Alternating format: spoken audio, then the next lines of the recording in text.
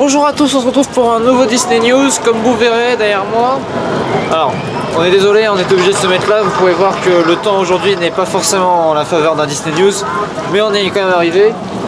Comme vous pouvez peut-être voir, les gens, c'est pas le bon endroit pour le son aussi malheureusement, comme vous pouvez le voir, les gens font la queue pour Phantom Manor, il a enfin rouvert, ça fait bizarre de revoir les gens. Donc vous avez sûrement déjà vu, on a eu la vidéo de la soirée, on était à la soirée, donc voilà. Donc, générique d'abord bien sûr, et on se retrouve parce qu'on a pas mal de choses dont parler.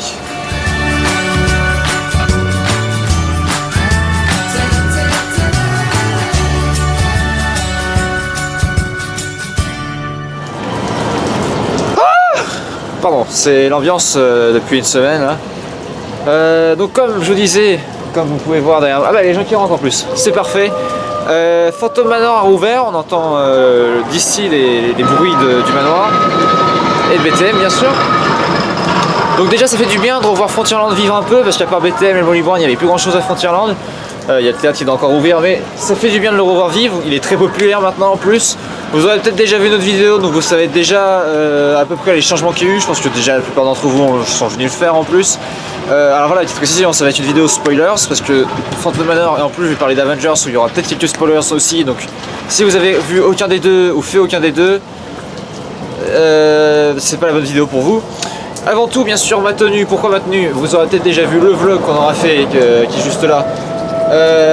C'était le 4 mai, donc May the 4th be with you, la journée Star Wars, et donc je suis en Han Solo quand il est sur Hoth, la planète des glaces.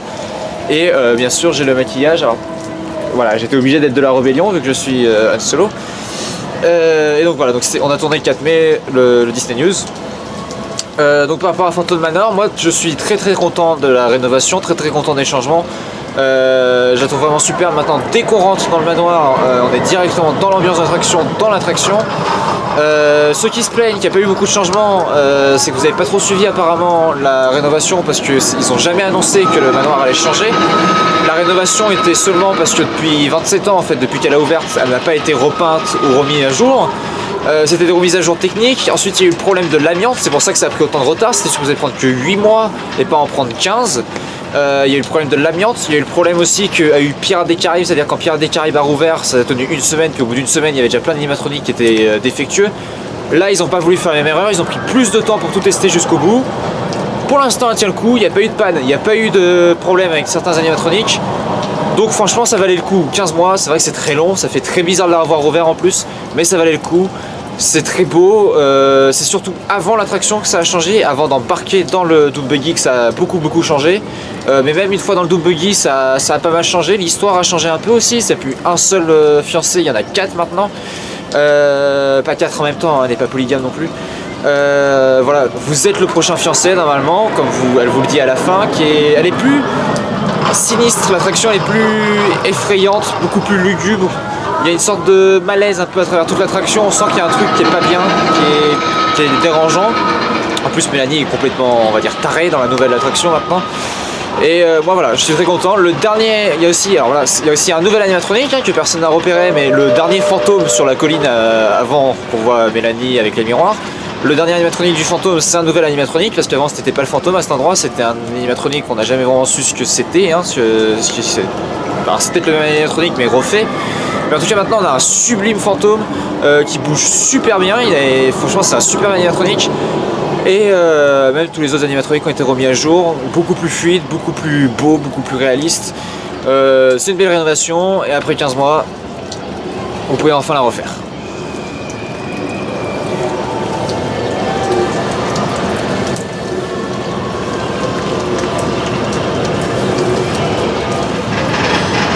Autre chose, comme il n'y a pas que l'intérieur aussi qui a été remis au goût du jour, alors l'extérieur ça fait un petit moment qu'on le voit, mais les effets extérieurs du manoir n'avaient pas été remis, ils ont été remis depuis la réouverture. Il y a plusieurs choses, il y a le volet qui claque, ça je vous laisse le repérer, il est sur la partie droite de la façade, il y a un volet qui claque, c'est pas avec le vent, hein, c'est un effet. Il y a aussi normalement le soir, il y a le fantôme qui regarde quand vous sortez. Alors je sais pas s'ils l'ont remis, il y avait une lumière qui faisait le tour des fenêtres normalement, je sais pas s'ils l'ont remis ou s'ils l'ont enlevé. La cheminée qui fume de temps en temps, ça faisait des années et des années que cet effet n'existait plus, il fonctionnait à la soirée, Je crois que de temps en temps il fonctionne le jour.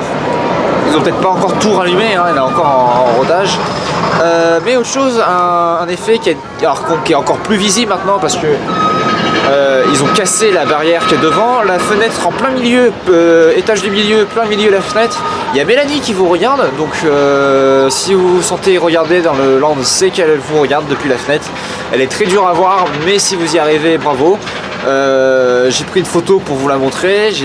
Alors, on la voit pas complètement, on la voit pas vraiment bien dessus non plus, mais voilà, elle est là et elle vous attend. Donc allez sur l'attraction pour la découvrir un peu plus.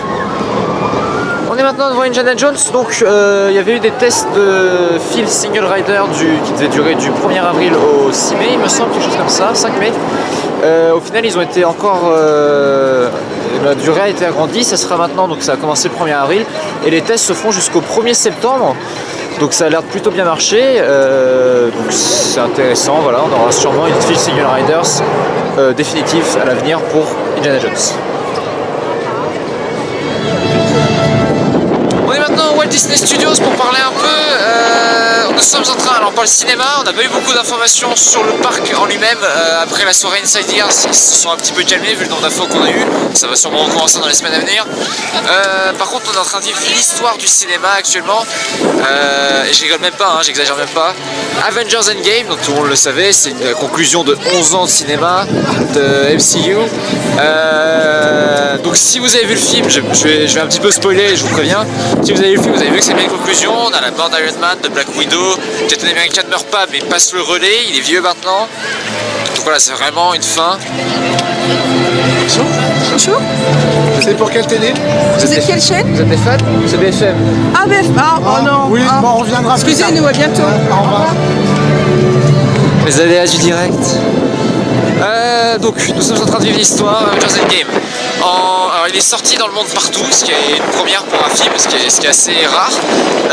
En Chine déjà, il a fait plus de 300 millions le week-end de sa sortie, qui est le record absolu pour un film en Chine, ce qui est assez balèze parce que les films chinois sont souvent ceux qui font les records en Chine, comme en Inde c'est les films indiens. Là Avengers Endgame a réussi à battre, c'est très populaire là-bas Marvel. Mais en plus de ça, en 5 jours, donc nous il est sorti le mercredi, mais en 5 jours, donc 3 jours d'exploitation plus le week-end, il a fait 1,2 milliard à l'international, ce qui est le record absolu qui était. Alors l'ancien record était détenu par Infinity War, qui était de 689 millions, donc il a quasiment doublé ce qu'avait fait Infinity War en un week-end, ce qui promet pour la suite. Aux États-Unis, il a fait 350 millions. Tous ceux qui sont des pros dans les statistiques, tout ça, avaient dit qu'il allait faire en 250 et 300 millions. Infinity War avait le record à 268 millions. Il en a fait 352 pour être exact. C'est monstrueux, c'est monstrueux. Certains cinémas le jouent 24 heures sur 24. Il y a plus de 4676 salles qui le jouent aux États-Unis seuls, ce qui est un record absolu. Jamais autant de salles n'ont joué le film. Certains cinémas jouent dans plusieurs salles différentes, en dégageant carrément certains films, ce qui est triste pour les autres, mais la demande est énorme. Nous on a encore été le voir là, vendredi, c'était plein. Donc voilà, jamais un film n'a autant rempli. Là actuellement il est à 1,826 milliards de dollars. Donc, alors comme on l'a déjà dit, on a tourné le vendredi 4 mai. Donc dans le week-end normalement, et quand vous aurez vu la vidéo, on est le samedi 4 mai, pardon. Samedi 4 mai, donc quand vous aurez vu la vidéo avec le week-end, normalement il atteint le 2 milliards là d'ici demain. Donc quand vous aurez vu la vidéo, il aura sûrement dépassé le 2 milliards. C'est déjà le 5e plus gros succès de tous les temps. Il n'a même pas fini sa course. Est-ce qu'il va, alors il va sûrement dépasser Infinity War et la Force, le réveil de la Force, sûrement dépasser Titanic. Est-ce qu'il va aller toucher Avatar? C'est la question que tout le monde se pose. C'est fort probable vu la vitesse à laquelle il va, c'est monstrueux. Voilà, 2 milliards d'ici la fin du week-end. Pour les prochaines news, je pense qu'il aura battu certains records, donc on en reparlera. Niveau critique, voilà, c'est pareil, c'est magistral. C'est un film monstrueux.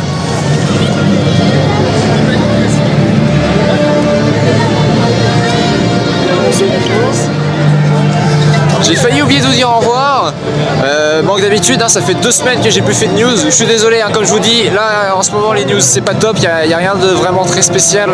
Donc bon, j'espère que ça va reprendre dans les semaines à venir. Je comprends qu'après la soirée Inside Ears, il n'y a pas grand chose d'autre à dire. C'est pas ton émission là, hein, c'est le merchandising, c'est ton émission.